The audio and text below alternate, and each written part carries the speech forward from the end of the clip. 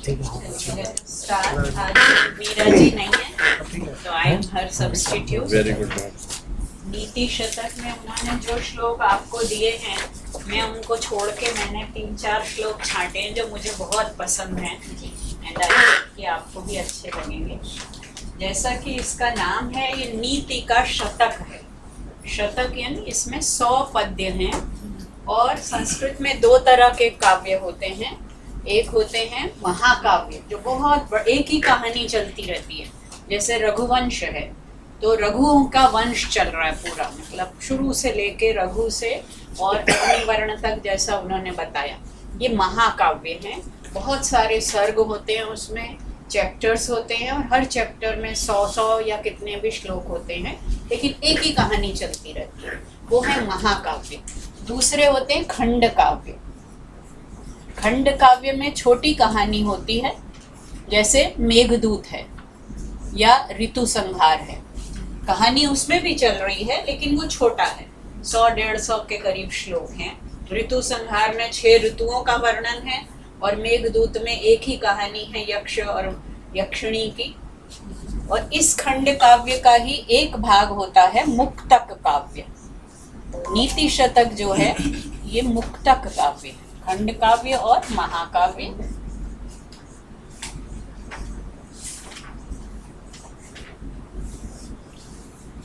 हम महाकाव्य तो अभी पढ़ ही नहीं सकते इतने शॉर्ट टर्म कोर्स में। खंड काव्य में भी 2 प्रकार के हैं, कुछ जो हैं गीति काव्य हैं, जैसे रघु वो है मेघदूत है, और कुछ होते हैं मुक्तक काव्य। तो हम ये मुक्तक काव्य है, इसमें 100 श्लोक हैं और हर श्लोक, मुक्तक माने मोती, तो जैसे माला में मोती होते हैं और हर मोती अपने आप में अलग है। हर श्लोक में जो बात कही जा रही है वो बिल्कुल independent of the other words है। लेकिन फिर भी इस नीति शतक में जो भर्तृहरि ने 3 शतक लिखे हैं, आपको बताया ही गया, नीति शतक, श्रृंगार शतक और वैराग्य शतक। तो इस नीति शतक में 100 या 100 से 2-4 आगे पीछे हैं, किसी में 109 मिलते हैं, किसी में 113 मिलते हैं। इसको अगर हम बांटें तो 3-4 उन्होंने जो टॉपिक्स डील किए हैं। पहला है मूर्ख पद्धति, मूर्खों के बारे में बताया है। मूर्ख पद्धति ये है 3 से लेकर 12 श्लोक तक। पहला श्लोक तो मंगलाचरण है। संस्कृत के हर ग्रंथ में, चाहे वो काव्य हो चाहे वो शास्त्र हो, सब में पहला पद्य इन्वोकेशन होता है, इन्वोकेटरी वर्स होती है। जो भी जिस ईश्वर को मानते हैं, कालिदास शिव को मानते हैं, जैसे इन्होंने निराकार ईश्वर की उपासना की है भर्तृहरि ने, ये अद्वैतवादी थे। तो पहला मंगलाचरण है और दूसरा वो श्लोक है जो आपको पढ़ाया गया, अपनी कहानी जो याम चिंतयामि सततम सा मयि विरक्ता, कि ये किसी और को प्रेम करते थे, अपनी रानी को, वो रानी किसी और को प्रेम करती थी, फिर वो व्यक्ति भी किसी और को प्रेम करता था। वो फल जो दिया गया राजा को, राजा ने अपनी पत्नी को दिया, पत्नी ने उस कोतवाल को दे दिया, सैनिक को जिसको वो प्रेम करती थी, उसने फिर वेश्या को दे दिया और वेश्या ने वापस वो राजा को ला कर दिया कि मैं जीकर क्या करूंगी, अमर होकर, हमारा राजा अमर हो। और जब वो फल राजा के पास वापस आया तब राजा ने इंक्वायरी शुरू की कि कहाँ से फल कहाँ पहुँचा। तब उन्हें वैराग्य हो गया और उन्होंने पहले तो श्रृंगार शतक लिखा था अपनी पत्नी के प्रेम में, फिर वैराग्य शतक और नीति शतक जो है वो तो सारे उनके अनुभवों का निचोड़ है। तो मूर्खों का वर्ण लास्ट में थर्ड है या फर्स्ट है, मतलब हम ऐसे बनाते हैं कि पहले श्रृंगार शतक तो पहले ही लिखा होगा, फिर वैराग्य हुआ तो वैराग्य शतक, और नीति जो है वो तो पूरे जीवन का निचोड़ होता है। तो ये उनके अनुभवों का निचोड़ है। तो ये हुई मूर्ख पद्धति। फिर है विद्वत। मूर्ख के बाद कौन है? पहले मूर्ख और फिर विद्वान, क्योंकि संस्कृत में ऐसा कहा जाता है और तुलसीदास ने भी कहा है रामचरितमानस में कि पहले दुष्टों की प्रशंसा कर लेनी चाहिए, क्योंकि उनको संतुष्ट करके अगर काम चलाओगे तो वो चलने देंगे। नहीं तो अगर तुमने अच्छे लोगों की प्रशंसा शुरू की तो वो वहीं से टांग खींचना शुरू कर देंगे। इसलिए पहले दुष्टों की प्रशंसा करो। तो मूर्खों की बात पहले कर ली, फिर विद्वत पद्धति, विद्वानों की बात। ये है 13 से लेकर और 29 श्लोक तक। फिर है मान शौर्य पद्धति। मान हो गया सम्मान और शौर्य हो गया वीरता। ये है 30 से लेकर 39 तक, 30 to 39। फिर है अर्थ पद्धति। अर्थ पद्धति, अभी आप अर्थशास्त्र पढ़कर चुके हैं। चाणक्य भी बड़े महान नीतिवेत्ता थे, उन्होंने चाणक्य नीति भी लिखी है, चाणक्य सूत्र भी लिखे हैं और अर्थशास्त्र भी लिखा है। तो ये हो गया अर्थ पद्धति। 40 to 52। फिर है 53 to 62। मूर्खों की बात तो कर ली थी, विद्वानों की भी कर ली थी, दुष्टों की अब आई है दुर्जन पद्धति है। इसमें भी पहले दुर्जन और फिर सज्जन, दुर्जन पद्धति है। फिर है 63 to 71, ये है सुजन पद्धति।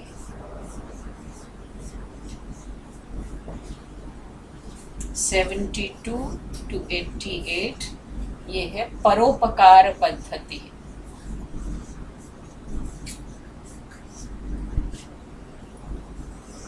89 to 94 है दैव पद्धति।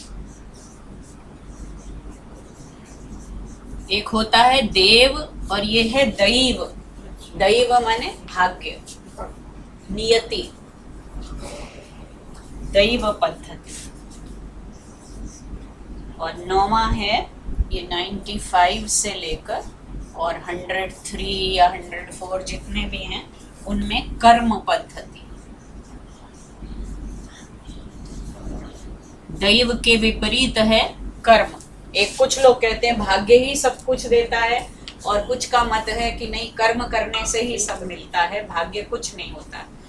तो हम देखते हैं कि इसमें भी कुछ इंटर रिलेशन है। पहले मूर्ख, फिर विद्वत, फिर मान और शौर्य। किसी व्यक्ति को मान क्यों मिलता है? शौर्य के कारण या कि अर्थ के कारण। यहाँ वो बताएंगे कि पैसा ही सब कुछ है, मान और शौर्य कुछ नहीं है। पहले कहेंगे कि नहीं, मान और शौर्य के अलग अलग कारण होते हैं, लेकिन यहाँ पैसे की प्रशंसा और उसमें व्यंग्य है, सारा सटायर है कि पैसे से क्या क्या दुनिया कैसे बदल जाती है। फिर दुर्जनों की यहाँ पर पद्धति, उनका क्या चाल चलन है, सज्जनों का क्या है, परोपकार की क्या महिमा है, भाग्य का क्या महत्व है और कर्म का क्या महत्व है। ये टॉपिक्स हैं ब्रॉडली। मैम संस्कृत में अर्थ का मतलब क्या? अर्थ के बहुत सारे मतलब हैं। अगर आप डिक्शनरी खोलेंगे, जिस शास्त्र की मैं स्टूडेंट हूँ, वैशेषिक की, वहाँ अर्थ का मतलब है सब्जेक्ट, ठीक है। और अभी जो आप अर्थशास्त्र पढ़ रहे हैं, वहाँ आपने देखा कि अर्थ का कितना व्यापक परिप्रेक्ष्य है। तो अर्थ का और अर्थशास्त्र के परिप्रेक्ष्य में एक अर्थ उसका पैसा है, लेकिन केवल पैसा ही नहीं है। होता क्या है, संस्कृत में एक कहावत है कि प्राधान्येन व्यपदेशा भवन्ति, कि अर्थ तो बहुत सारे हैं अर्थ के, और जिस समय हम जहाँ जिस प्रसंग में बात कर रहे हैं उसकी प्रधानता होती है, इसलिए वो नाम रख लिया जाता है। तो अर्थशास्त्र में अर्थ में किसका प्राधान्य है? पैसे का। तो जहाँ जैसे अब श्री कृष्ण के नाम तो बहुत सारे हैं, विष्णु सहस्र नाम, 1000 ही नाम गिना दिए और 1000 से भी ज्यादा हैं। तो जब जिस नाम की जहाँ प्रधानता है, कालिदास जब बहुत सारे शब्दों में से एक शब्द चुनकर रखते हैं, तो कब जो समालोचक और समीक्षक हैं वो ढूंढते रह जाते हैं कि यहाँ कालिदास ने पिनाकी क्यों लिखा, शूली क्यों नहीं लिखा, या यहाँ पर उनका दूसरा नाम महादेव क्यों नहीं कहा। तो जहाँ जो नाम अप्रोप्रिएट होता है उसी का नामकरण वहाँ पर सार्थक होता है। तो अर्थ शब्द के आप संस्कृत की 2 प्रसिद्ध डिक्शनरियां हैं जो आजकल, वैसे तो पुराने कोश तो बहुत हैं, अमर कोश है, हलायुध कोश है, मेदिनी कोश है, लेकिन आजकल जो 2 हैं संस्कृत टू संस्कृत, एक है शब्द कल्पद्रुम 5 खंडों में है, और एक है वाचस्पत्यम। शब्द कल्पद्रुम वाचस्पत्यम और वाचस्पत्यम, एक एक शब्द के कई कई पृष्ठों तक मीनिंग चलते रहते हैं। अकारादि क्रम से है इसमें वाचस्पत्यम। तो आप इनमें से शब्द कल्पद्रुम ज्यादा अच्छा है, क्योंकि वो निर्वचन भी बताता है कि कौन सी धातु से कौन सा शब्द बना है। हम इजीली अवेलेबल है, ऑनलाइन अवेलेबल है, ऑनलाइन भी है। शब्द कल्पद्रुम तो है ऑनलाइन अवेलेबल। इस बैकग्राउंड में चूंकि वो मीरा जी ने जो श्लोक शुरू में चुने हैं वो सब ज्यादातर मूर्ख पद्धति से ही हैं, मूर्ख और विद्वत पद्धति से। उसी में से मैंने 4 श्लोक चुने हैं आज के लिए।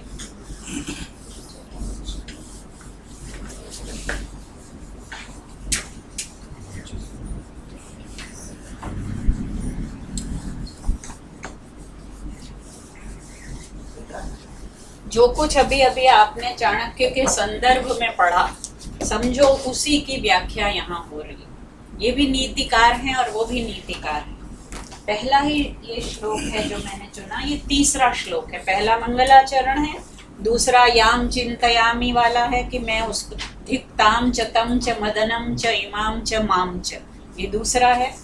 तीसरा भर्तृहरि कह रहे हैं कि अभी अभी तो मैंने सबको धिक्कार कर दिया, उस रानी को धिक्कार है, उसको भी धिक्कार है, मुझे भी धिक्कार है और इसे भी धिक्कार है, फिर ये क्या कहने चला और क्यों कह रहा हूँ। तो कहते हैं कि कहने की तो वैसे कोई ज़रूरत नहीं है, कोई सुनने वाला भी नहीं है मेरी। क्यों नहीं है वो देखिए, उनकी व्यथा क्या है। वो कहते हैं बोद्धारो मत्सर ग्रस्ता। कौन सा श्लोक है ये? तीसरा है मेरी किताब में। तो पाठ भेद भी इसमें बहुत है। बोद्धारो मत्सर ग्रस्ता, बल्कि मिल जाए तो सबको भी वो कर दीजिए। बोद्धारो मत्सर ग्रस्ता प्रभवः स्मय दूषिताः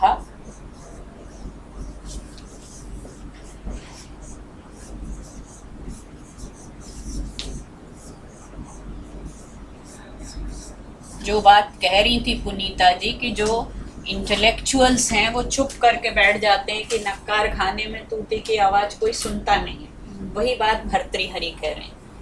बोद्धारो मत्सर ग्रस्ताः प्रभवः स्मय दूषिताः अज्ञानोपहताश्चान्ये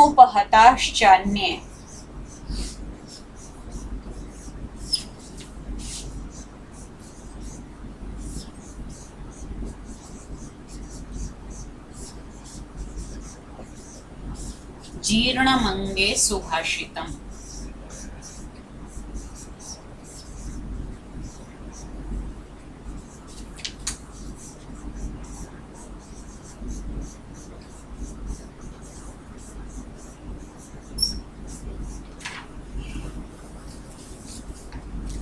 बिल्कुल आपको लगेगा कि हालत आज भी ऐसी ही है। बोद्धारो मत्सरग्रस्ता, बोद्धारः ये है, बोद्धारः, लेकिन विसर्ग का क्या हो गया है, ओ हो गया है, क्योंकि आगे माँ आ रहा है, तो ये तो संधि है।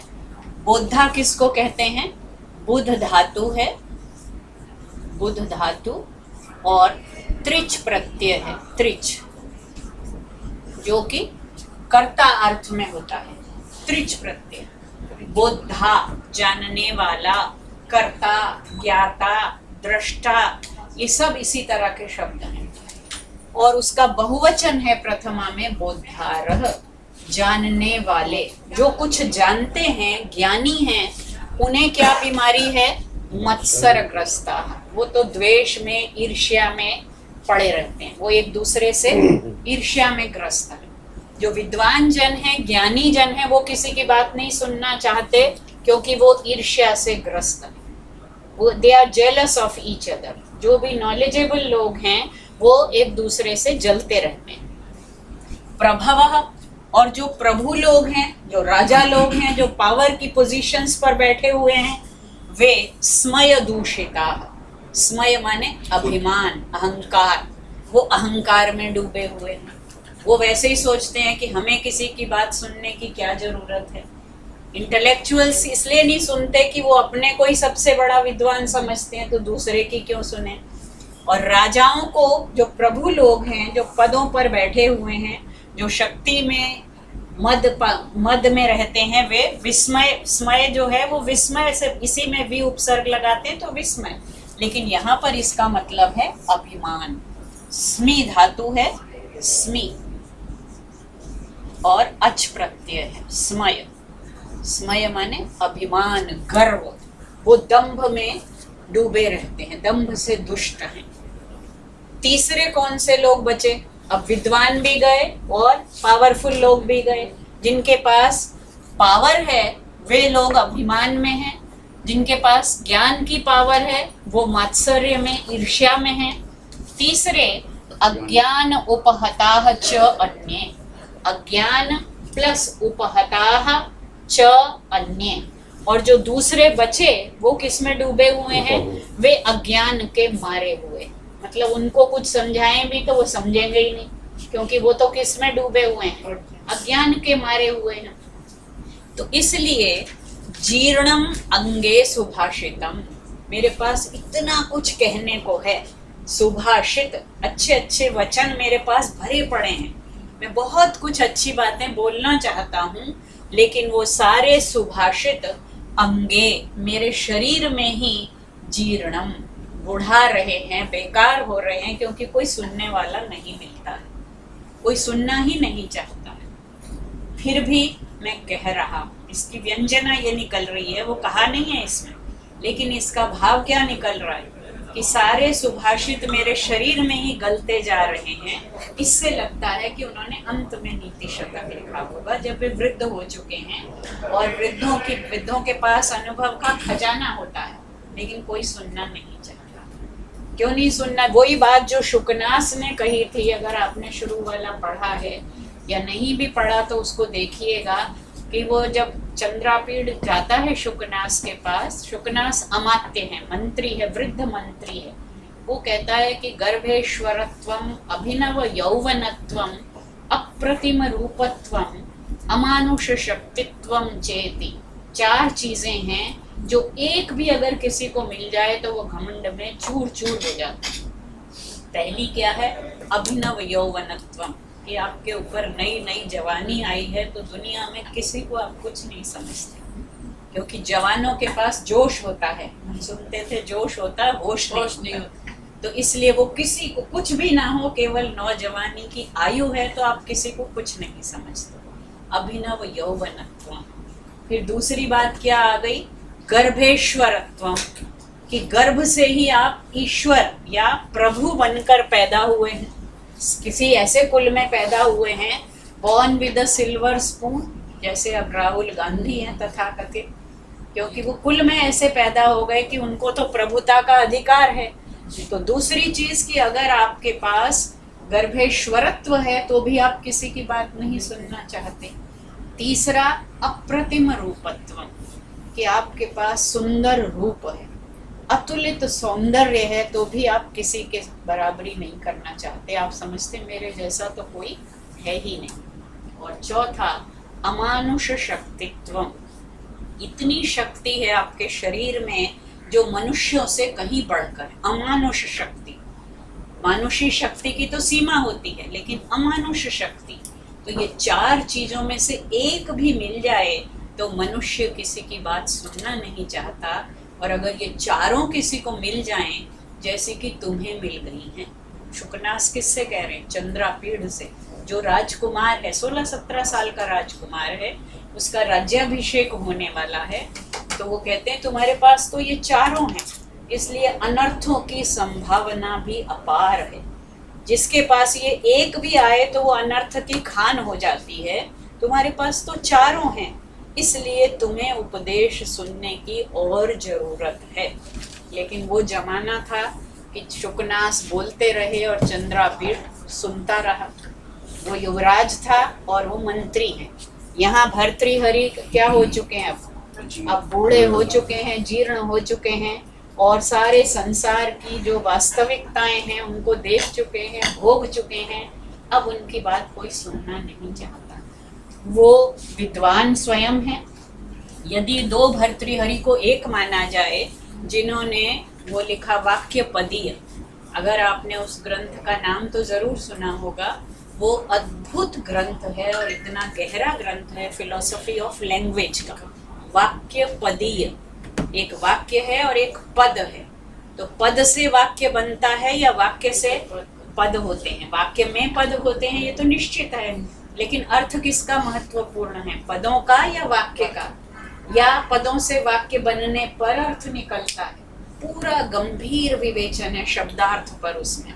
तो इतने विद्वान व्यक्ति थे और अगर ये भूल जाएं कि वो वाक्य पदीय के लेखक भर्तृहरि हैं और हम केवल इन्हीं की भी बात करें, तो आप जितने श्लोक पढ़ेंगे उसी से आप देखेंगे कि कितने विद्वान रहे होंगे। और वो राजा हैं इसलिए वो प्रभुता का भी सुख भोग चुके हैं और वो देख चुके हैं कि कितने अज्ञानी संसार में भरे हुए हैं। तो कहते हैं कि इन तीनों ही स्थितियों में कोई किसी की बात सुनना नहीं चाहता। मेरे सुभाषित तो मेरे शरीर में ही जीर्ण होते चले जा रहे हैं। लेकिन अब ये इसका भावार्थ निकल रहा है। ये सारे 4 वाक्य बोल दिए, 5वां वाक्य हमें अपने आप मिलता है कि फिर भी मैं कुछ कहने जा रहा हूँ। तो विद्वान जन ईर्ष्या से ग्रस्त हैं, अधिकारी गण, स्वामी और ऐश्वर्यशाली व्यक्ति अहंकार से, दंभ से भरे हुए हैं, अज्ञानी जन अज्ञान के मारे हुए हैं। इसलिए सुभाषितों को सुनने और समझने का किसी के पास समय अवसर नहीं है। वो मेरे शरीर में जीर्ण होते जा रहे हैं। अज्ञान उपहताः, उपहताः बना है, उप उपसर्ग है, हन धातु है और क्त प्रत्यय है, क्त। उपहत उसका प्रथमा बहुवचन, ये सारे प्रथमा बहुवचन है। बोद्धारः, मत्सरग्रस्ताः, मत्सरेण ग्रस्ताः, मत्सर बने मात्सर्य, ईर्ष्या, द्वेष, वैमनस्य। प्रभवः स्मयदूषिताः, स्मयेन दूषिताः, स्मयदूषिताः, वो अहंकार से दूषित हैं।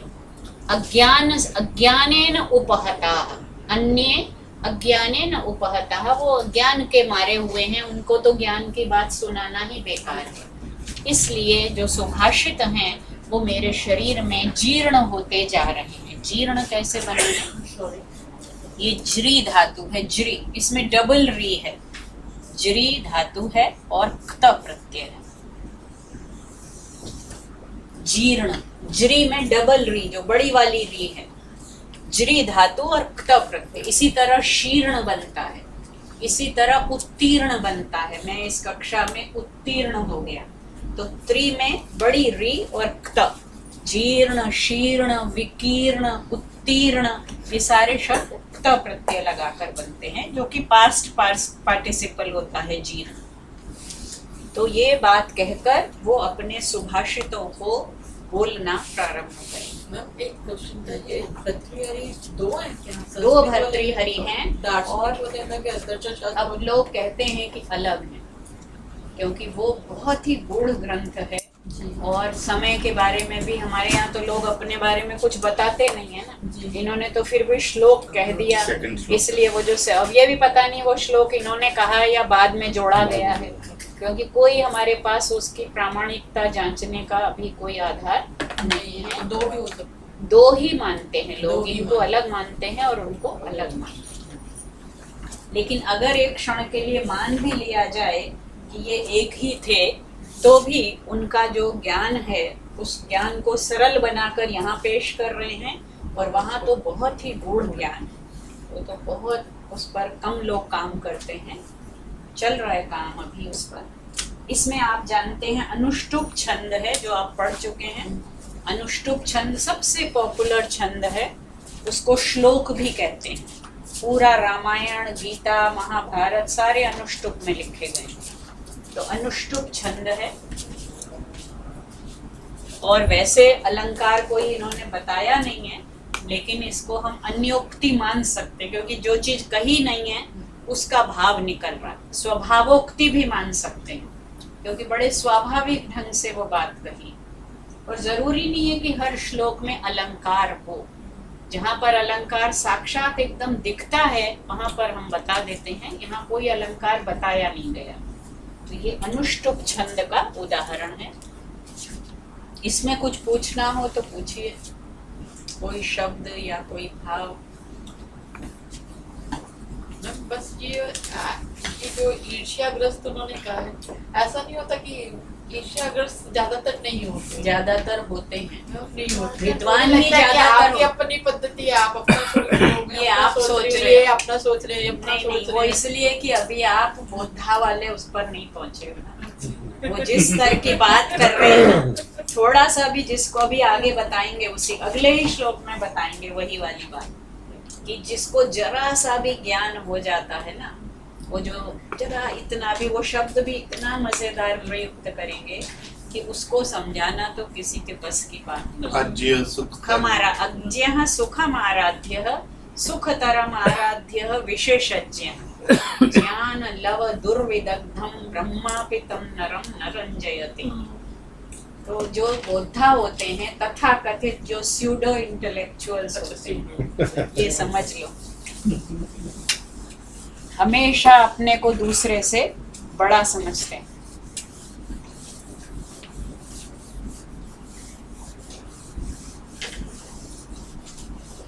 अब ये श्लोक ऐसा है, जो बात इसमें कह रहे हैं वो किसी युग की नहीं है। ये ऐसी नीति है जो सार्वकालिक है, सार्वभौम। कहीं भी चले जाइए आप दुनिया में, सारी दुनिया के लोग इसी तरह, ये यूनिवर्सल एक्सपीरियंस है, यूनिवर्सल मोरालिटी या एथिक्स है। तो नीति का मतलब ही यही है, किसी देश विशेष के बारे में नहीं कह रहे, किसी आयु के बारे में, किसी वर्ग के बारे में नहीं है, ये सब के लिए है। दूसरा जो श्लोक है अगला, वो भी बहुत ही इंटरेस्टिंग है। अज्यः सुखम आराध्य।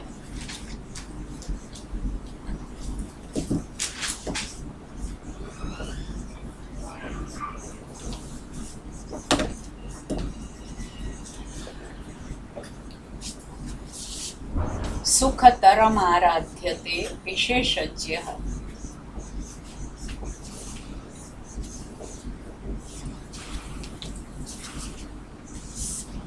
सुखतरम आराध्यते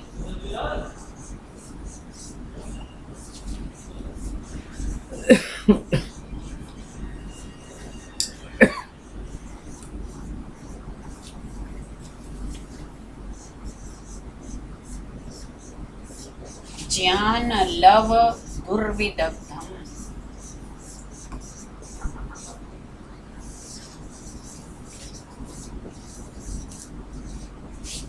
ब्रह्मापितम नरम न रंजयति।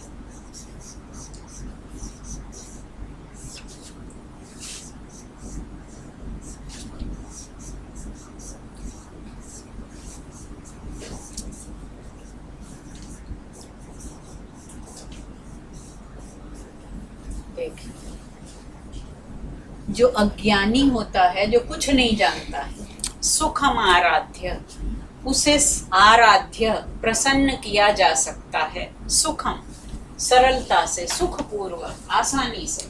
जिसे कुछ नहीं आता उसको तो हम समझा सकते हैं और वो मान भी जाएगा। तो अज्ञानी जो है, सुखम आराध्य, सुखपूर्वक प्रसन्न किया जा सकता है। अज्ञानी को खुश करना बड़ा सरल है, समझाना बहुत आसान है।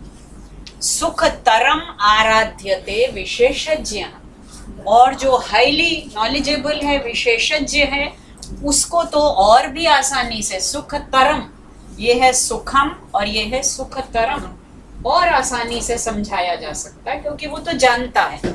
जो नहीं जानता उसे हम जो कहेंगे वो मान लेगा, जो जानता है उसको भी हम बताएंगे तो वो पहले से ही जानता है, इसलिए उसे समझाना और भी आसान है। अब किसे समझाना कठिन है?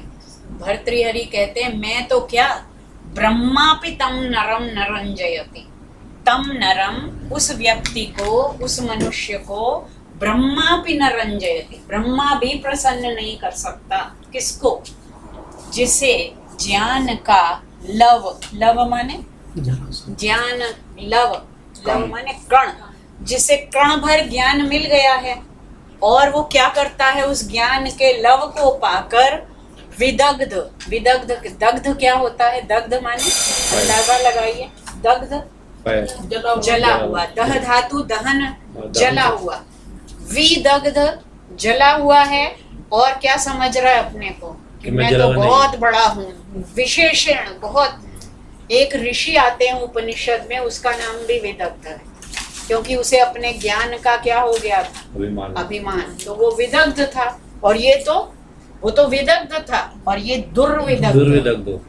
वो विदग्ध शाकल्य है कि वो अपने को बहुत बड़ा समझता है, लेकिन यहाँ तो ज्ञान का लव मिला है, कण मात्र मिला है और वो अपने आप को विदग्ध समझने लगा है, क्योंकि वो दुर्विदग्ध है, जला भुना है, अपने को पता नहीं क्या समझता है। तो है नहीं विदग्ध, बड़ा विशेषण है ये विदग्ध, कि वो बड़ा विदग्ध विद्वान है, अच्छे सेंस में भी आने लगा है, लेकिन उसके आगे दू लगा दिया कि बुरा, मतलब ऐसे समझता है कि मुझसे तो विदग्ध कोई है ही नहीं, दुर्विदग्ध। उस व्यक्ति को जिसे थोड़ा सा आता है और वो अपने को मानता बहुत बड़ा है, उसे समझाना तो ब्रह्मा के भी वश की बात नहीं है।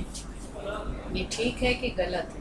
बिल्कुल ठीक क्या है। अज्ञानी को समझाया जा सकता है? ज्ञानी को हम अज्ञानी को तो दिन भर समझाते ही हैं, एक बार कहते वो मान जाता है बेचारा। जो ज्ञानी है वो बिना कहे भी समझ जाता है, उसको इशारा ही काफी है। समझदार को इशारा काफी है, ये हमारे यहाँ मुहावरा भी है। और जो ना समझ है उसे समझाया ही जा सकता है, लेकिन जो ना समझ है लेकिन अपने को समझता बहुत समझदार है, उसे तो कोई नहीं समझा सकता। अभी आप केनोपनिषद पढ़ रहे हैं, अगली बार पढ़ेंगे कि जो समझता है मुझे आता है, मैंने जान लिया, वो कुछ नहीं जानता। वो तो इतना भी नहीं जानता कि जिसकी बात चल रही है उसे जाना ही नहीं जा सकता। यस्या मतम मतम तस्य मतम यस्य न वेदसः। और जो सोचता है कि मैंने जान लिया, वो तो कुछ भी नहीं जानता है। अविज्ञातम विजानताम विज्ञातम अविजानताम। जो समझते हैं कि हम जानते हैं, वो कुछ नहीं जानते, और जो ये समझते हैं कि हम नहीं जानते, वो कम से कम इतना तो जानते हैं कि हमें जाना ही नहीं जा सकता। तो जानने की कोशिश कौन करेगा? जो ये समझता है कि मुझे नहीं आता। जिसने ये समझ लिया कि मुझे मिला तो इतना है, कण भर मिला है। वो कहावत है कि कण भर जो है वो जानते हैं और समझते हैं, मन भर अपने को, और टन भर अभिमान हो जाता है। तो ज्ञान के कण से ही जो जला भुना बैठा है, ऐसे तम नरम, उस व्यक्ति को ब्रह्मा भी न रंजयति, ब्रह्मा भी प्रसन्न नहीं कर सकते। ये थोथा गना बाजे, थोथा जना बाजे, वो थोड़ा एग्जैक्टली तो नहीं है, आधजल गगरी छलकत जाए। बिल्कुल वो भी वही है, जिसमें कम जितना होता है उतना ही वो अपने को ज्यादा दिखाता है, मानता है। इसमें अतिशयोक्ति अलंकार है। तो अपने आप को ज्ञानी, उसको ये नहीं पता है, उसको पूरा ज्ञान नहीं है, हाँ, आधा अधूरा ज्ञान है। बिल्कुल, उसको तो है, आधा अधूरा है, और वो समझता अपने को बहुत बड़ा विद्वान। अब सभाओं में आप देखेंगे, जब कभी चर्चा होती है सम्मेलनों में, कि कुछ लोग हर बात को काटेंगे। सेमिनार चल रहा है, कोई विद्वान, कोई बड़े से बड़ा विद्वान बोल रहा है, उनको तो काटना ही, क्योंकि उन्हें तो ये साबित करना है कि हमें बहुत आता है। और ऐसे लोग होते हैं हर सभा में, जो इटर्नली दूसरे को रन डाउन करने के लिए ही बैठे होते हैं। मतलब कोई क्या कह रहा है इससे उन्हें तो मतलब नहीं कैसे है। करना चाहिए? इस सब्जेक्ट उनको हैंडल करने के भी तरीके हैं। अब योग दर्शन अलग बताता है। योग दर्शन में तो 4 प्रकार की प्रतिक्रियाएं बताई हैं। वो दार्शनिक स्तर पर है, मैत्री, करुणा, मुदिता और उपेक्षा। ऐसे लोगों के प्रति उपेक्षा, क्योंकि मैत्री उनके साथ हो सकती है जो आपके समानशील और व्यसन वाले हैं। करुणा उनके प्रति हो सकती है जो अज्ञानी है, ठीक है। मैत्री उनके साथ हो सकती है जो आपके बराबर के लेवल पर है। मुदिता इनके लिए हो सकती है जो विद्वान है, जिनको देखकर, जिनको सुनकर आपके मन में आदर पैदा होता है, वो है मुदिता। और ये जो है इनके लिए तो उपेक्षा ही है। क्योंकि आप कितनी भी बात समझाएंगे उनको, जब ब्रह्मा नहीं खुश कर सकते तो आप क्या करेंगे? तो उनके प्रति उपेक्षा ही भली। अतिशयोक्ति अलंकार है। क्यों? क्योंकि ब्रह्मा तो हर किसी को प्रसन्न कर सकते हैं, ब्रह्मा है वो तो कर्तुम अकर्तुम अन्यथा कर्तुम समर्थ है। फिर भी हम कह रहे हैं कि ब्रह्मा भी नहीं उनको प्रसन्न कर सकते, इसलिए ये अतिशयोक्ति अलंकार है। आर्या छंद है इसमें। छंद दो प्रकार के होते हैं, एक होते हैं मात्रिक जो मात्राओं पर आधारित होते हैं, और एक होते हैं वार्णिक। वार्णिक माने वर्णों पर, अक्षरों पर आधारित। अभी तक आपने जितने छंद पढ़े हैं वो वार्णिक पढ़े हैं, वर्णों पर, on the number of letters. मात्रा जो है, एक दीर्घ और एक ह्रस्व, दो प्रकार की मात्राएं होती हैं, तो इसमें मात्राओं की गणना होती है। क्योंकि छंद का मतलब ही है पोइट्री, रिदम, तो इनको गाकर बोला जाता है। और गाने में यह जहाँ पर यति लगती है, कहाँ ह्रस्व होना है, कहाँ दीर्घ होना है, उस आधार पर ये आर्या छंद जो है मात्रिक छंद माना है। इसके पहले देखो, हर श्लोक में, हर पद्य में 4 चरण होते हैं, 1 2 3 4। क्यों? क्योंकि यहाँ यति लगेगी, यहाँ यति होगी, यहाँ होगी और फिर यहाँ होगी, तो 4 पाद या 4 चरण कहते हैं इसको, ठीक है। तो पहले पाद में 12 मात्राएं होती हैं। देखिए 12 है कि नहीं है? ये कितनी मात्रा है? एक। ह्रस्व है, ये भी एक, ये भी एक, दो। कितने हो गए? नहीं, वो देह जो है वो एक होगी। नहीं, वो 2 है, संयुक्त है ना। 1 मिनट, 1 2 3 4 2 6 2 8 और 2 10 होनी चाहिए। यस्याः पादे प्रथमे 12 होनी चाहिए, 12। तो ये भी 2 गिनी जाए। सुख तरम आराध्य तो नीचे है अभी, ये भी 2 गिनी जाएंगी। विसर्ग है इसलिए, और तो फिर ठीक है, फिर आराध्य भी 2 ठीक है, तब भी 11 हो रही तो है। ये यहाँ पे विसर्ग में एक विसर्ग 3 होना चाहिए आगे यह वाला। जो है तो संयुक्त से आगे वाला विसर्ग डबल की तो मात्रा अलग से गिनी जाएगी। ये वहाँ है। 1 और 2 3 4 5 7 9 2 11 विसर्ग की अलग गिनी जाएगी, हाँ, तो ये भी होगी ना। तब 12 होंगी। यस्य वो होता है संयुक्त से पहले वाला। वो तो उसमें होता है वार्णिक में, अच्छा, ये वो 13 वार्णिक होगी। में है, वो वार्णिक में है। तो ये यस्याः पादे प्रथमे 12 मात्राः तथा तृतीय, तीसरे में भी 12 होनी चाहिए। देखिए ये तो 2 है, 1 1 2, क्योंकि ये दुर बीच में अच्छा, र रो आ है गया, ना। ठीक। 1 और ये फिर 2 और ये 1 2 3 4 5 7 8 10 और ये फिर 2, क्योंकि अनुस्वार है इसमें, तो ये 12 होगी। पहले और तीसरे में विसर्ग और अनुस्वार की मात्रा दीर्घ गिनेंगे, 12 हो गई। अष्टादश द्वितीय, इसमें 18 होनी चाहिए, इसमें 12, इसमें 12, इसमें 18 और चतुर्थ में पंचदश, इसमें पंचदश मात्राएं। दो में दुर विदग्ध में दो में डबल क्यों? क्योंकि दुर हो रहा है ना, र उसके साथ संयुक्त है इसलिए, नहीं तो 12 बनेंगी। 12 कैसे बनेंगी बता? पहले और तीसरे में 12 12 हैं, और इसमें 18 है, इसमें 15 है। देखिए बोलने में, क्योंकि ये बोला जाएगा, देखिए बोल कर देखिए, अज्यः सुखम आराध्य, तो बोलने में जितनी दीर्घ में 2 मात्राएं, 2 पल का समय लगता है, ह्रस्व में 1 पल का समय लगता है। कहाँ पर? इसमें तो 1 ही होगी, ज्य में। फिर 12 कैसे हो रही है हमारी? 13 हो रही है। तो 13 तो 1 मिनट, कहाँ पर 1 आएगी? विसर्ग, या तो इसको हटाएंगे तो 12 नहीं हो। ये जरा देखो उसमें नेट में क्या दिखा रहा है, इसके सारे छंद दिए हुए हैं नेट में, 12 होती हैं इसमें। जब एक और आप एक कर दीजिए, विसर्ग एक कर दीजिए। है, इसकी भी एक कर दें। नहीं, ये यहाँ एक विसर्ग एक। विसर्ग एक, हाँ ठीक है। और अब हो गई 12, ठीक है। टोटल 12 है पहले में और तीसरे में, दूसरे में 18, चौथे में 15। ये आर्या छंद है और अतिशयोक्ति अलंकार है। अब बना कैसे है? अज्यः शब्द, जानातीति ज्यः, जो जानता है वो होता है ज्यः, और न जानातीति अज्यः। जानातीति जो जानता है वो ज्य, और जो नहीं जानता है वो अज्य। बना कैसे है? ज्या धातु है और क प्रत्यय है। ज्या धातु और क प्रत्यय। सांख्य दर्शन में प्रकृति पुरुष 2 तत्व माने हैं। प्रकृति के 2 प्रकार हैं, व्यक्त और अव्यक्त। अव्यक्त प्रकृति मूल है और व्यक्त प्रकृति ये संसार है। और तीसरा तत्व क्या है वहां पर? ज्य।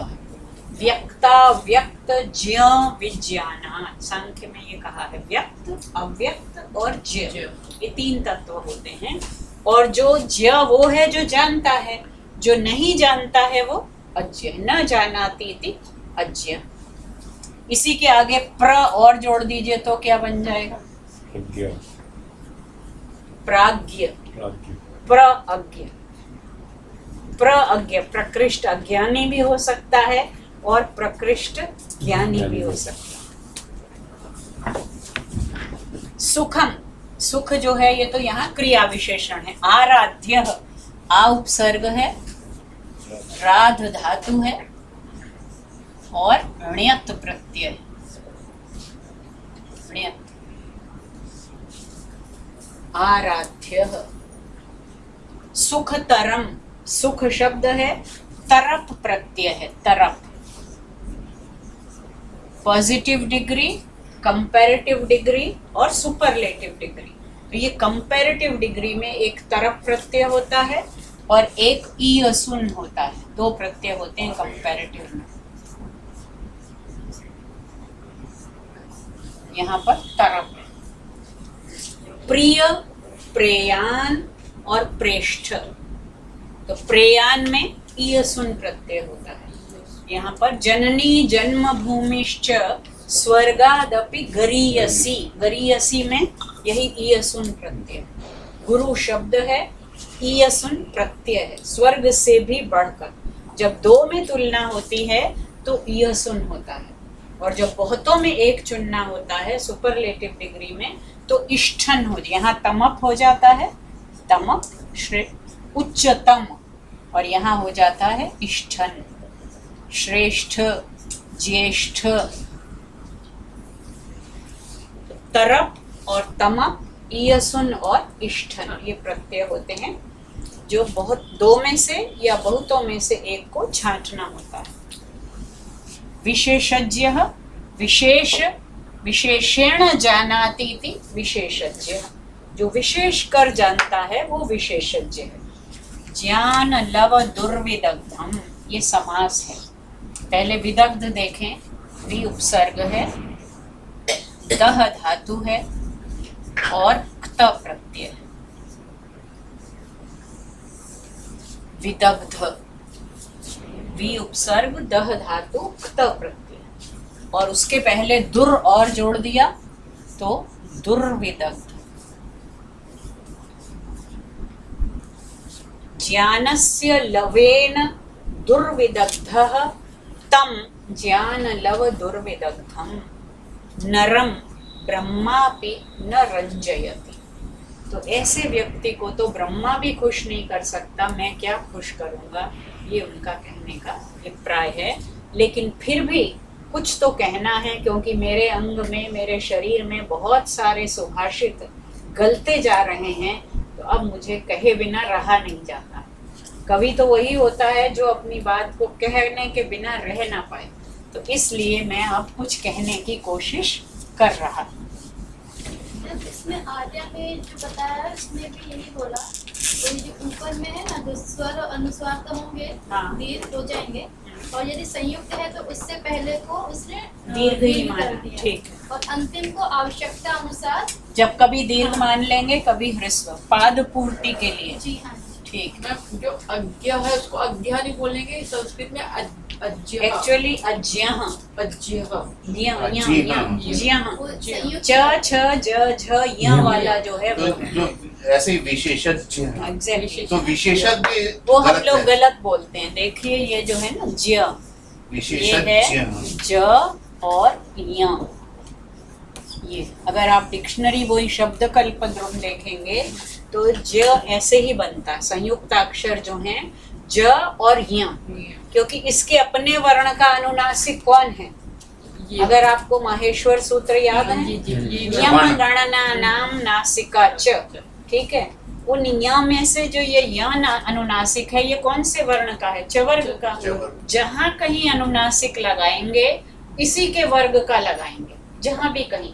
अब आजकल हम हर जगह कंप्यूटर के कारण जैसे हम लिखते हैं मंगल, लिखने लगे हैं कंप्यूटर में, है ना, और होता क्या है, वहाँ पे बिंदी लगनी थी, इस पे अक्सर लग जाती है यहाँ जाके। हम शुद्ध प्रूफ पढ़ते पढ़ते मर जाते हैं, बार बार वो बिंदी, वो कहता है जी कंप्यूटर में यही आती है। तो मैंने कहा मुझे ये लिखना ही नहीं है, ये गलत है वैसे भी, अब ये लिखना कैसे चाहिए? ये है शुद्ध मंगल, क्योंकि ग का अपना सवर्ण कौन है? जब भी कभी जरूरत होगी आप किसके पास सहायता मांगने जाएंगे? कवर अपने जो आपके संबंधी हैं। तो ग का संबंधी कौन है? सवर्ण सगा कौन है उसका? ये है उसका सगा। जब भी अनुनासिक लगाना है तो कवर्ग के साथ ये लगेगा, चवर्ग के साथ ये लगेगा, पवर्ग के साथ क्या लगेगा? म लगेगा, टवर्ग के साथ जैसे घंटा, ठीक है। अब हम तो हर जगह क्या लिख देते हैं? घंटा। ये ठीक नहीं है, हमें लिखना है। दंड लिख रही थी जैसे आज मैडम, तो दंड कैसे लिखना है? ये शुद्ध है। अब आप बिंदी लगा देंगे वो ठीक है कंप्यूटर के लिए, लेकिन वो शुद्ध नहीं है। उसी प्रकार बोलने में, क्योंकि वो पंजाबी प्रभाव या जो भी प्रभाव कहो, सब लोग यज्ञ बोलते हैं, जो यज्ञ नहीं है, यज्ञ, विशेषज्ञ, अज्ञ, प्रज्ञ, ये शुद्ध है। मैम जहाँ पे ये ज्ञा होगा तो वहाँ पे ज्ञा बोलेंगे। ज्ञ है ही नहीं, वो है तो ज्ञ।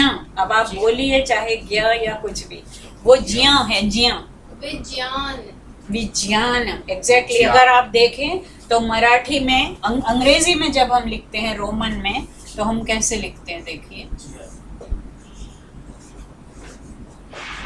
ऐसे लिखते हैं।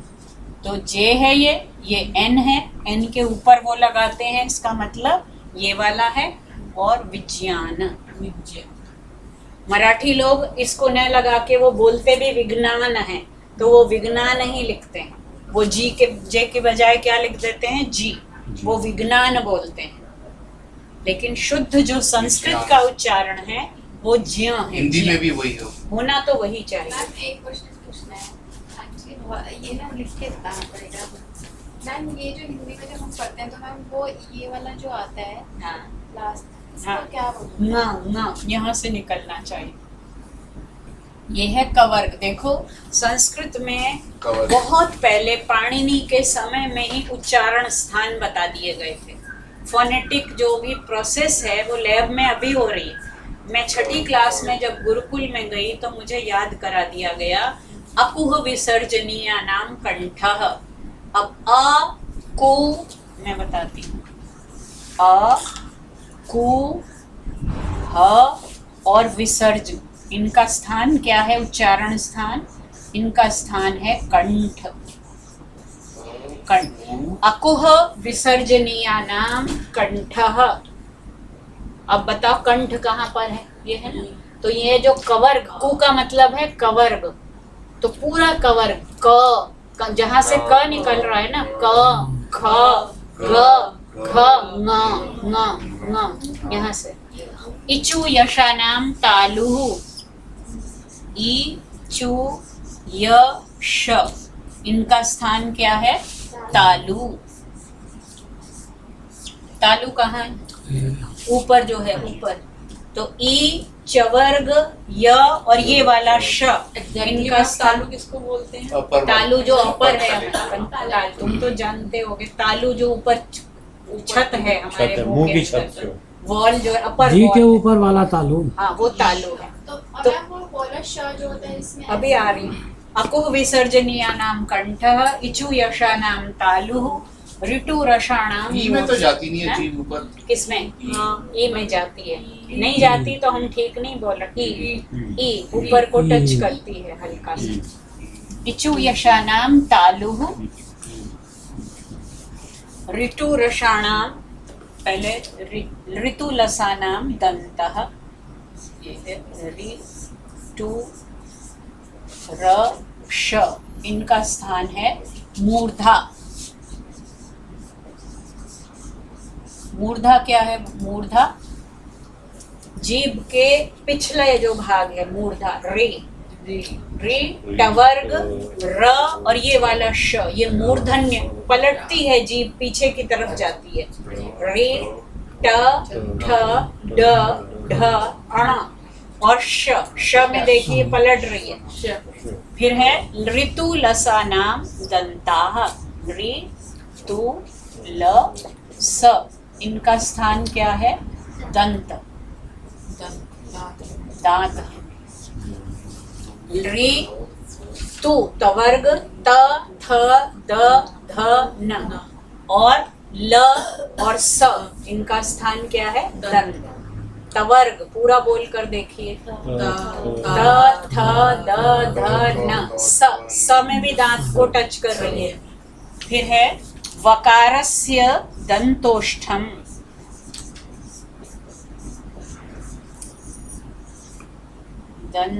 वकारस्य दंतोष्ठम, व बोल कर देखिए। व, इसमें दांत और ओष्ठ दोनों है।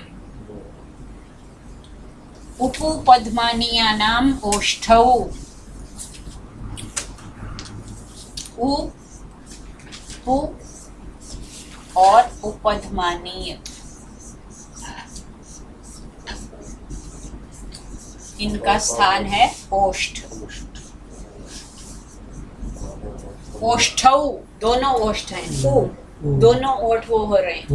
पु पवर्ग और उपधमानीय एक खास तरह की ध्वनि है। जब हम प और फ से पहले विसर्ग आ जाता है, प और फ से पहले जब विसर्ग आता है उसको उपधमानीय कहते हैं। उनका स्थान क्या है? ओष्ठ, दोनों ओष्ठ। उ पवर्ग और उपधमानीय का स्थान दोनों ओष्ठ हैं। जिह्वा मूलीयस्य जिह्वा मूलम, जैसे आपने वो 14 माहेश्वर सूत्र रटे थे ना, वैसे ही इनको रटना पड़ेगा। तो समझ लीजिए, आपने पहले सारी संस्कृत की वर्णमाला 14 माहेश्वर सूत्रों में याद कर ली। आई उण, रिल रिक, ए ओंग, आई औच, हय वरट, लण, यम गणनम, झभय, घढ़ धश, जब गडदश, खप छठथ चटतव, कपय, शश सर, हल। उसी तरह इनको याद करना है। अकुह विसर्जनीयानां कंठः, इचु यशानां तालु, ऋतु रसाणां मूर्धाः, ऋतु लसानां दंताः, उपु पद्मानीयानां ओष्ठौ, वकारस्य दंतोष्ठम, जिह्वा मूलीयस्य जिह्वा मूलम।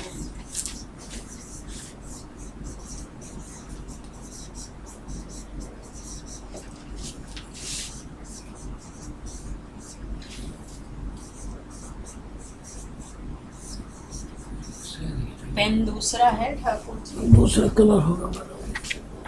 चल नहीं रहा। जिह्वा मूलीय भी एक, जैसे मैंने बताया, प और फ से पहले विसर्ग आता है तो उसे उपधमानीय कहते हैं। क और ख से पहले अगर विसर्ग आता है तो उसे जिह्वा मूलीय कहते हैं। जिह्वा मूलीय की ध्वनि क्या है? जिह्वा का मूल, जिह्वा जो है हमारी जितनी बाहर है इसके अंदर भी है, तो जो last portion of our tongue है वो जिह्वा मूल है। तो जैसे क और ख से पहले अगर कभी विसर्ग आए तब उसको जिह्वा मूलीय ध्वनि कहते हैं और उसका उच्चारण जिह्वा मूल से ही करना चाहिए, बेस ऑफ द टंग। तो पूरा फोनेटिक साइंस जो इसके कुछ एग्जांपल उपधमानी और जिह्वा मूली। हाँ वो दिए हुए हैं लघु सिद्धांत कौमुदी में। मैम एक चीज हाँ पूछिए। आपको बड़ा अच्छा लग रहा है। जिज्ञान बनी और विसर्ग कब आया? ये क और ख से पहले जब कभी विसर्ग आता है, केवल का का केवल क और ख, का के पहले आया। नहीं नहीं क और ख से। और ये विसर्ग के लिए है। विसर्ग के लिए है ये भी और ये उपधमानीय भी। एक क्वेश्चन और है कि ह 2 बार क्यों आता है महेश्वर सूत्र में? उसका भी क्योंकि वो पाणिनि को फॉर्मूला बनाने हैं, 42 फॉर्मूला बनाते हैं प्रत्याहार जिन्हें कहते हैं। तो एक जगह पर उन्हें एक ऐसा ह प्रत्याहार बनाना है जिसमें केवल ह, तो वो लास्ट लास्ट में वाला हल हल जो में है। जो ह है वो इसलिए वहां 2 बार आया। सारा जो ये उन्होंने किया है वो तो उन 14 सूत्रों के आधार पर 42 फॉर्मूला बनाए। तो अगर वो ह को दोबारा न कहे, क्योंकि महेश्वर सूत्र हैं महेश्वर ने दिए, तो वो ध्वनियाँ जो दी डमरू से वो निरर्थक तो हो नहीं सकती। तो पाणिनि ने भी उन्हीं 14 सूत्रों का रहस्य जाना और वो फॉर्मूला बनाए। फिर उनके आधार पर उन्होंने 4000 सूत्र बना दिए। उन सूत्रों में उन 42 प्रत्याहारों का प्रयोग किया, लेकिन सूत्र समझना हम लोगों के वश, बनाना तो दूर, समझना भी मुश्किल है। इसलिए अष्टाध्यायी पर फिर व्याख्याएं लिखी गई। उन व्याख्याओं में फिर बताया गया कि एक जगह पर हल प्रत्याहार उन्होंने बनाया जहाँ केवल ह का प्रयोग करना था। इसलिए वैसे ये अणा जो तक ख ग अणा च छ ज ये बार बार क्यों रिपीट हो रहा है? ये तो केवल बोलने कहाँ पर ऐ उण रिल रिक ये वाला। हाँ भाषा की दृष्टि से जब वर्णमाला हम बोलते में। हैं वर्णमाला में, जैसे आ है एक बार, का खा गा एक बार, उसके अंत में जो अणा होते वही हैं मैं वो बोल बार-बार। अंत वाला जो है वो बिल्कुल उसको भूल जाइए, वो गणना नहीं होगी। वो गणना वो बोल अगर वो ना हो आई बू रिल रि बोलने में भी मुश्किल होगी। तो वो लास्ट वाला तो केवल बोलने के लिए कि वहां पे पॉज देना है आपको। तो वो जो अंतिम है हलंत वो केवल बोलने के लिए है, प्रयोग उसको में नहीं डिमार्केट करने के लिए है। और वो उनके फॉर्मूला में आते हैं। फॉर्मूला में उसका लोप हो जाता है। हाँ उनके प्रत्याहार में हाँ, प्रयोग प्रत्याहार करेंगे, में अण बनाएंगे तो णा होगा तभी तो, नहीं तो बनाएंगे। कैसे बनाएंगे। मगर वो लोप हो जाता है उनका सबका। वो जो अंतिम अक्षर है हलंत, उन हलंतों का लोप हो जाएगा पाणिनि के उसमें। जी जो उपधमानी आपने बताया पा फा के पहले विसर्ग, हाँ वो इसमें आएगा ओष्ठ में। जी। पा भी ओष्ठ में प आएगा। और फ से पहले जब विसर्ग होगा तो वो उपधमानी है, और क और ख से पहले जब होगा वर्ग में भी है। हाँ उनमें कैसे है? क्या अच्छा डा है तो। नहीं उपपधमानीया नाम ओष्ठौ। उ का स्थान तो ओष्ठ है, देखिए दोनों ओठ वो हो रहे हैं। जिह्वा मूल्य केवल प और फ दो के लिए। पा में तो जो है दोनों ओष्ठ में जाते हैं। हाँ उ में भी दोनों मतलब हिल रहे हैं ना, दोनों हिल रहे हैं। उप व में दांतों को ओष्ठ टच कर रहे हैं।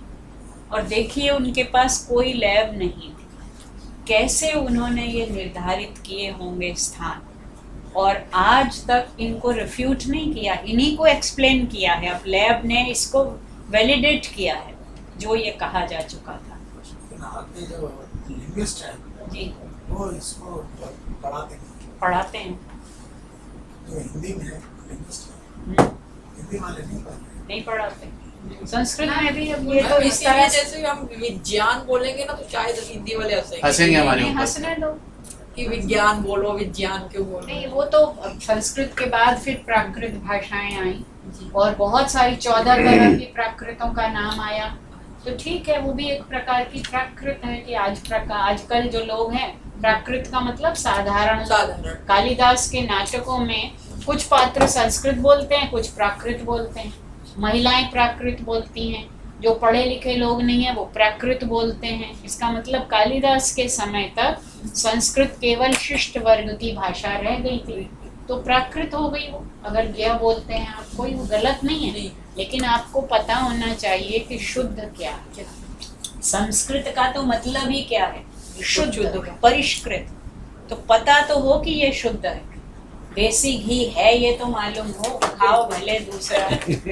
अब डॉक्टरों ने पहले मना कर दिया, वो रिसर्च करके अब फिर कह रहे देसी घी खाना शुरू कर दो।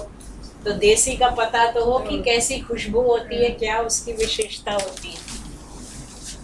ये मैंने 6ठी क्लास में याद किए थे। एक्चुअली मैम वो मैं अपने बेटे को पढ़ाई तो मुझे वो समझ नहीं आता, वो कुछ और बोलता है, उसको उसकी मैम ने कुछ और बताया। ये वाला हिंदी में जैसे आता है ना ये हाँ, इस पे आपका प्रश्न था, तो अब देखिए न क ख ग घ न 5 है ना। या जो है चवर्ग का है, माँ ये तो साफ है, ण भी ठीक है, न भी सीख है, न ग नहीं है, लेकिन ग का भाई है वो। उसमें ग में आप, इसमें क्या होता है अनुनासिक में कि मुख नासिका वचनो अनुनासिका, उसमें नेजल साउंड मिला देते हैं आप। तो जैसे ग बोल रहे हो ना, ग को नेजलाइज कर दो, मतलब ग बोलना नहीं है, मतलब लेकिन ग का ही नजदीकी रिश्तेदार है वो ङ। जहाँ से ग बोल रहे हो वहीं से बोलो। तो जैसे इसको इंग्लिश में तो कहीं पे NGA लिखा हुआ है। नहीं, वो इंग्लिश में तो इसके देखिए मैंने बताया, जैसे ये है, ये तो हो गया चवर्ग वाला, ठीक है। और जो टवर्ग वाला है ये हो गया ण, और ये हो गया ङ। म को तो लिखने की जरूरत ही नहीं है। य म ङ ण न 3 ही लिखने हैं ना। न भी स्पष्ट है, न तो बिल्कुल ये प्लेन वाला एन हो गया। ये हो गया य, ये हो गया ण, और ये हो गया ङ। ग बोलिए एक तरह से, और ग को हल्का बोल के उसमें नेजल साउंड लानी है। ङ। अवंग ए ओंग बोल रहे हैं ना, ए ओंग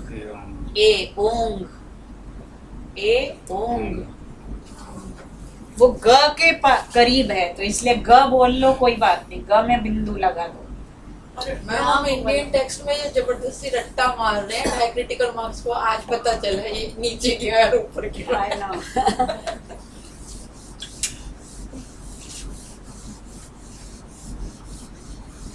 कितनी फोनेटिक साइंस हमारी डेवलप थी। अभी तो ये फोनेटिक्स बताया, अगर आप निरुक्त पढ़ लें यास्काचार्य का, तो हमारी सिमेंटिक्स साइंस कितनी डेवलप थी कि कैसे कौन सा शब्द किस धातु से डिराइव होता है। वो पूरा निरुक्त शास्त्र जो है वो निर्वचन का शास्त्र है, एटिमोलॉजीज बताता जाता है।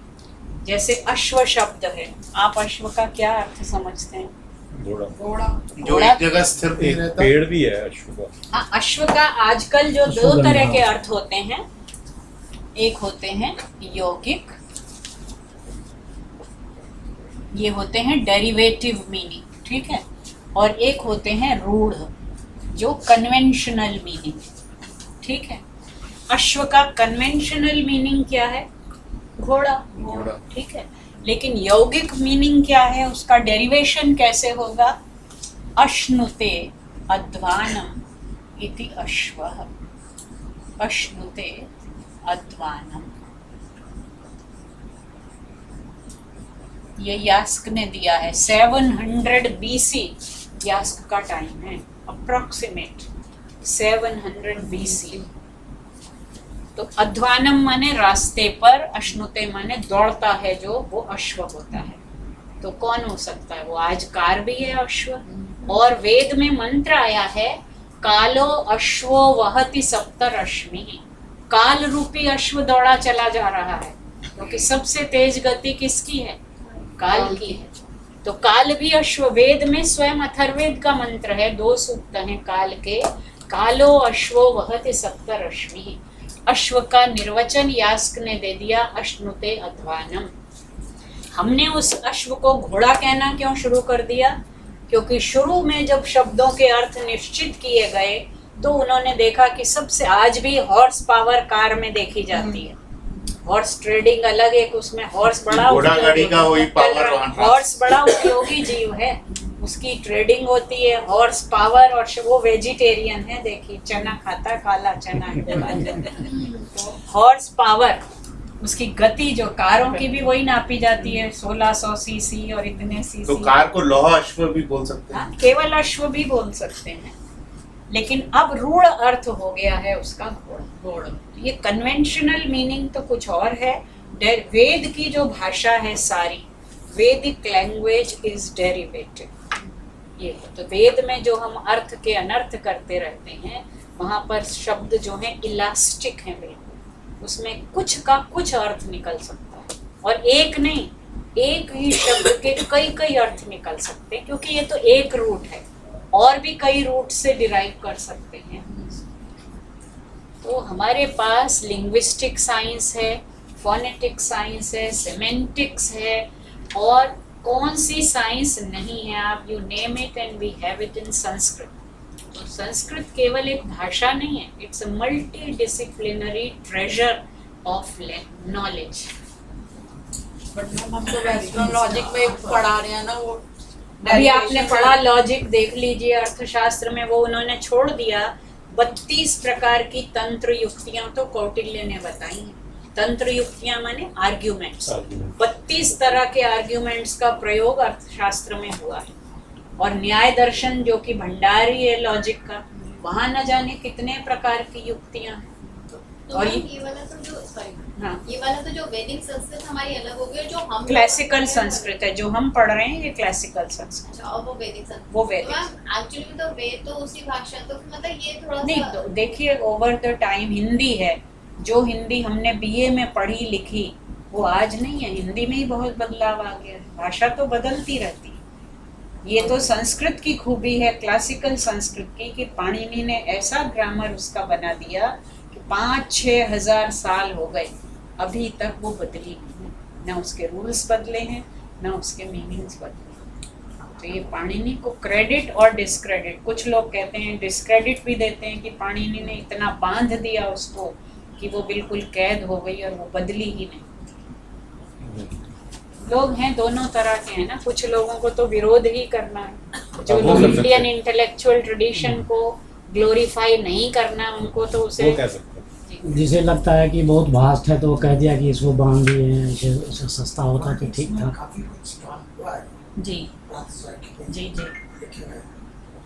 लेकिन जैसे कि इंटरनेशनल फोनेटिक अल्फाबेट है, जी, सारे लिंग्विस्टिक्स कोर्सेज में वही पढ़ाया जा रहा है। ये तो कोई पढ़ाता नहीं। वही तो कहेंगे। क्या हम उसके इक्विवेलेंट संस्कृत के आधार पर नहीं बना सकते? बनाना चाहिए, लेकिन वही है कि अब हम लोगों को लिंग्विस्टिक्स नहीं आती है, और लिंग्विस्टिक्स वालों को संस्कृत नहीं आती है।